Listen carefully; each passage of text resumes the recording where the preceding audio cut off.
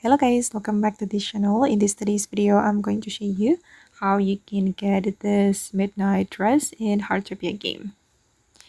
Okay, let's get into it guys. To get this dress, you need to go to the Acorn store, select this icon, and then you will open up the Acorn store in Heartopia.